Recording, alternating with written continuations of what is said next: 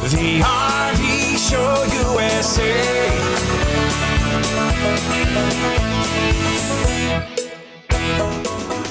So how many hunters do we have that are listening or watching the show?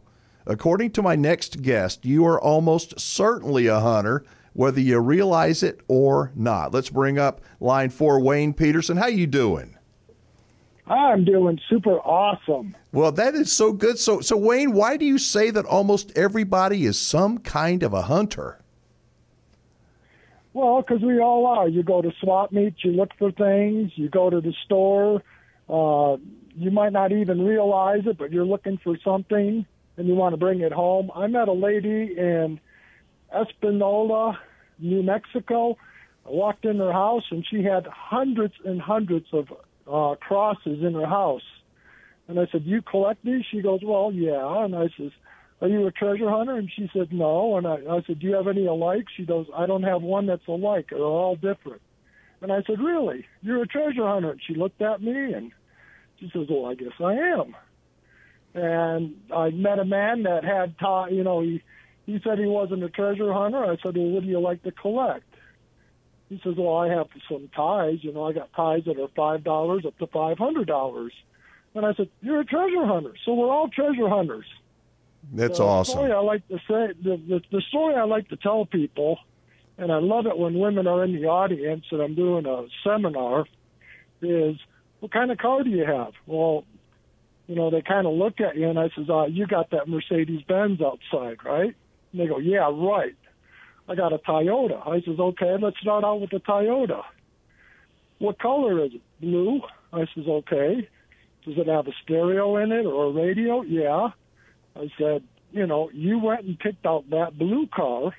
There might have been 50 Toyotas sitting in that parking lot, but you picked out that blue car and you treasure hunted for it. You got the options you wanted and everything else. You're a treasure hunter." That's awesome. All right, folks, hang on. Wayne is the president of a treasure hunting association. It's called Worldwide Association of Treasure Seekers. So tell me quickly about your association, and then I want to find out about actually treasure hunting. Well, we're the world's largest treasure hunting club.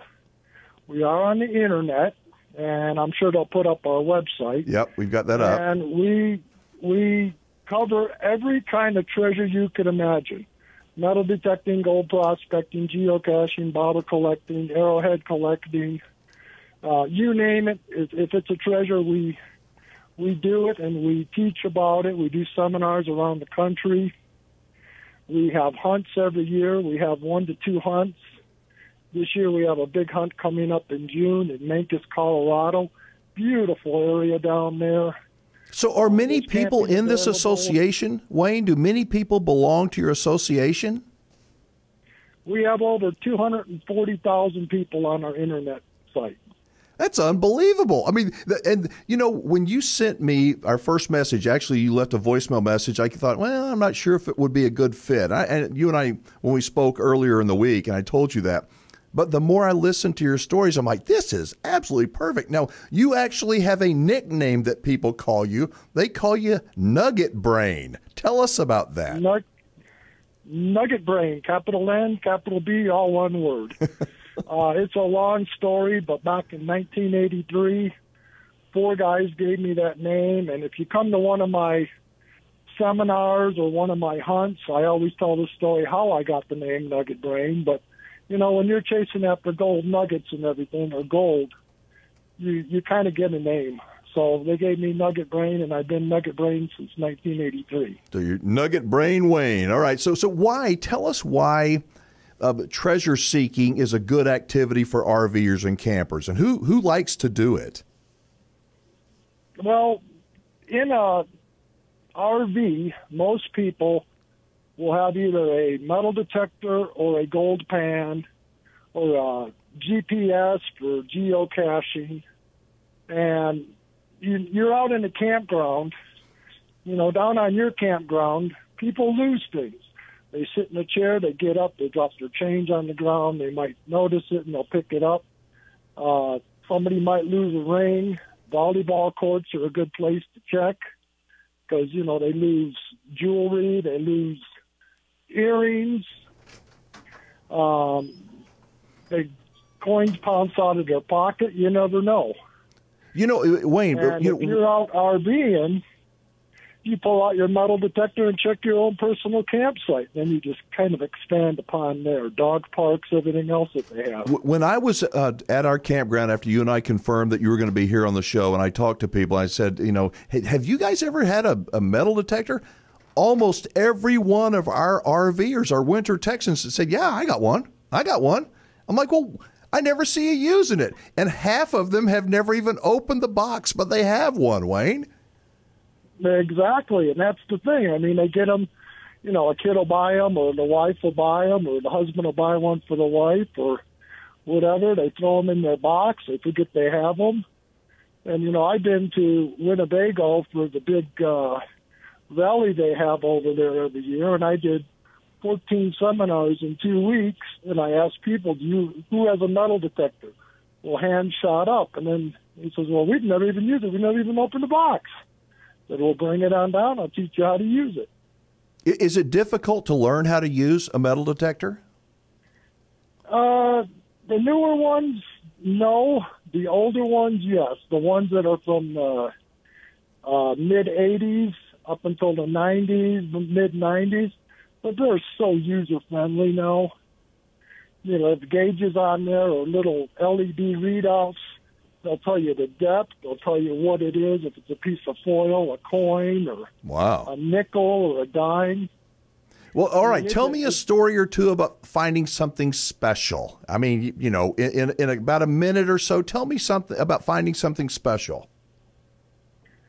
Lots of things are special out there. Last year, my son and I went up to the river, and this is a great place to go metal detecting. And he dove down with my metal detector, which is underwater proof. And he dove down, and he came up, and he said, Dad, I saw a dime down there. And I looked at him and said, well, go get the damn dime already. I mean, just go get it. He goes, okay. So he hands me the metal detector. He says, I know exactly where it is. He went down, came back up, swam over to me with his hand closed, and he said, open your hand. I opened it up, and he had a 24-inch, 18-karat men's necklace in his hand, a gold chain. I'll be darned. And the water was ice cold, so we went up to the truck, got in. I said, look it up on the internet. Wholesale price was $1,000. Wow. Now, you also told me a very unlikely place that some real treasures have been found all across this great country. Before we go to break, tell everybody where that most unlikely place is. Your own backyard. I was thinking you were going to tell me the outhouse, Wayne. Remember that story? Those we call those privies. We don't call them outhouses. You actually dig down, and if you could find an old homestead that has you could see the outline of an outhouse, or the outhouse is there and it's tipped over, dig down in those folks. You're not going to find cell phones, but you could find coins. You could find, we found guns in them, coins, keys, you name it. It could be down there. And you only have to dig down about 5-6 feet. That is, yeah. I don't know if I'd enjoy digging through, a privies pile, but it does sound very interesting. And the whole concept of digging and looking for treasure, I think, excites me. All right, so pardon the pun, but I am digging this interview with our friend NuggetBrain, a.k.a. Wayne Peterson, who is telling us about treasure hunting. What a fun-sounding activity, Wayne. Yeah, it is. And, it's really inexpensive to get into it.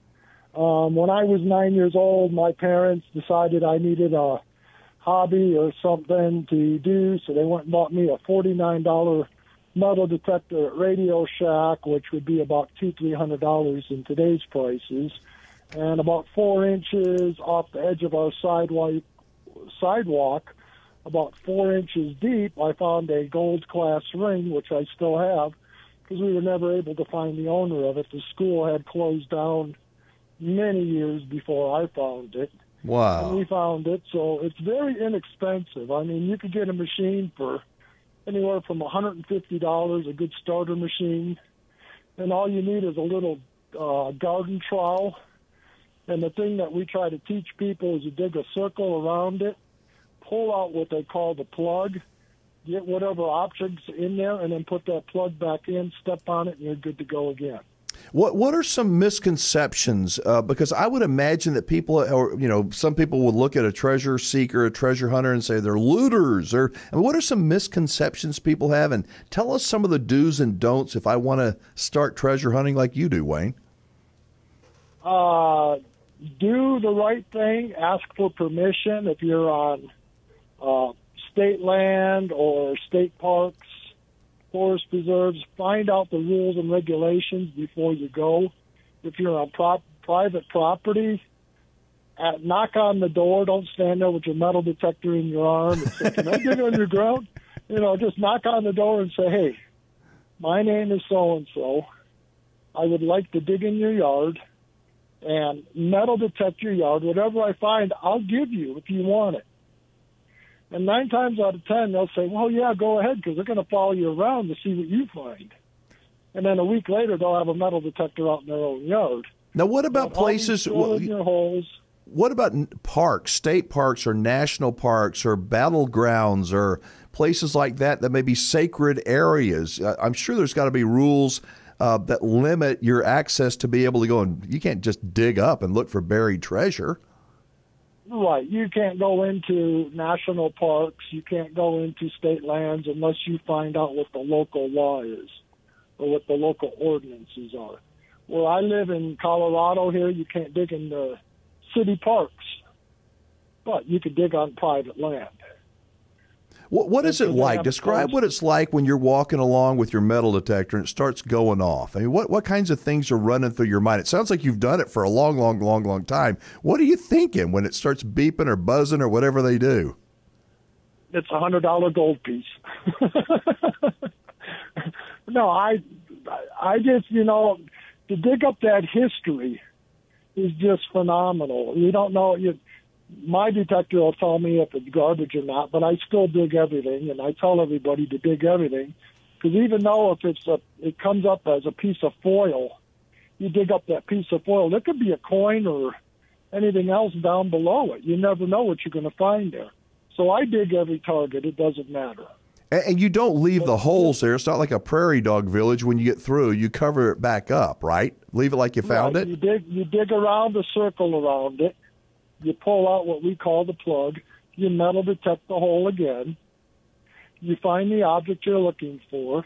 Before you fill that hole, run your metal detector over, because there could be 2-3 coins. There could be a hoard of coins in there. You never know.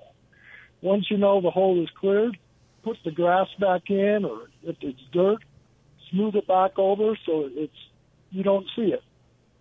When I look at the pictures on your website of the people that are members of your association, I just thought it would be a bunch of old people like me, but you've got men and women and young kids. It seems like everybody enjoys it. Well, we have kids out there. We have kids hunts. We have special prizes for kids that we put out there. And anything from young to old. We've had people out there in their mid-70s, early 80s out there metal detecting.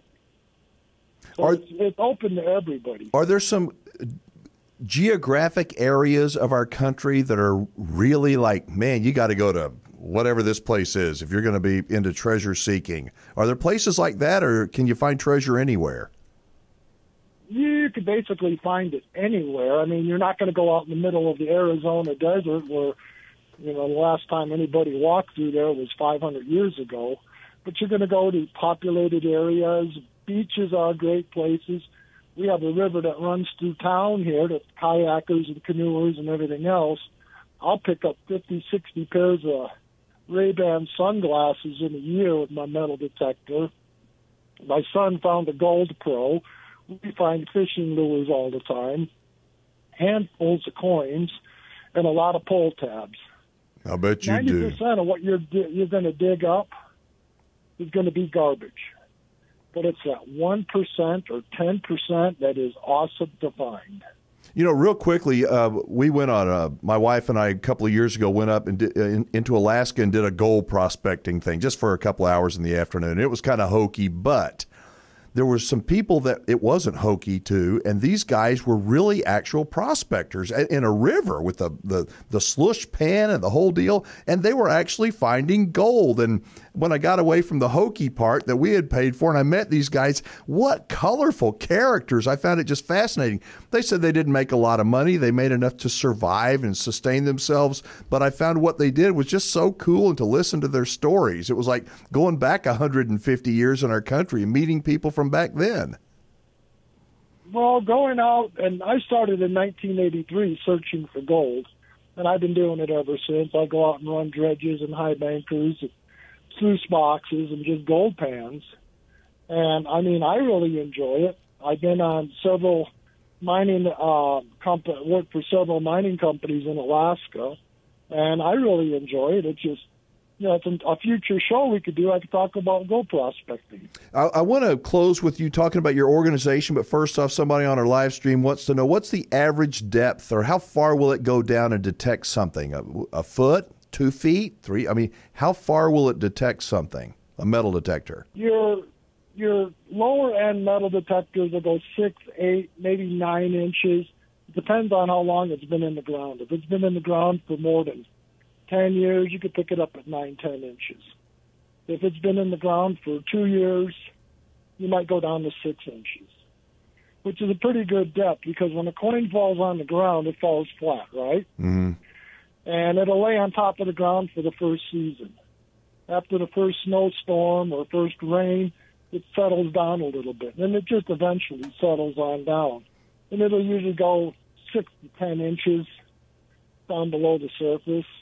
Now, your higher dollar machines, they'll detect stuff at 2 feet deep. Who wants to dig a hole at 2 feet deep for a penny? Well, you've got to have a strong teenager with you that doesn't mind digging. Yeah, right. you do the pointing and let them do the digging. All right, tell us about your organization real quick, and how can people get more information, and let's go there. Well, our organization is called Worldwide Association of Treasure Seekers.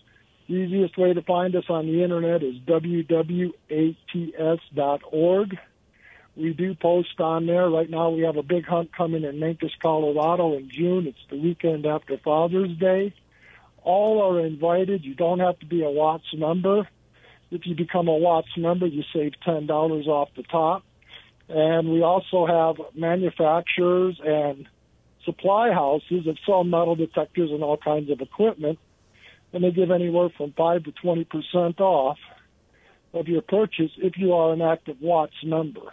So what advice would you give to people? What advice would you give to all my RVers that have not even opened the box of their metal detector? Come to our outing, bring your metal detector and your spouse, and we'll teach both of you at the same time how to have fun.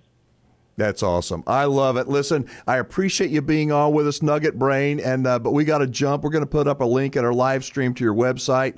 And what's the best place people can go to connect with you? Your website? On the website, or they could go to Wayne Peterson on Facebook.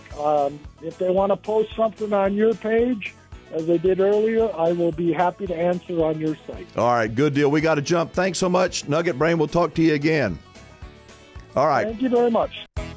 Hi, this is Goose from the RV Show USA, and these are today's winners to ensure you get your $50 gift card. Make sure you send an email to info@thervshowusa.com. And if you would like to enter to win a $50 gift card of your very own, head over to thervshowusa.com and sign up for our email list. And if you like this video and would like to see more, make sure you hit the subscribe button. It's right over there. And turn on the notifications so you will be notified whenever a new video comes out for the RV Show USA. And as always, thank you for watching.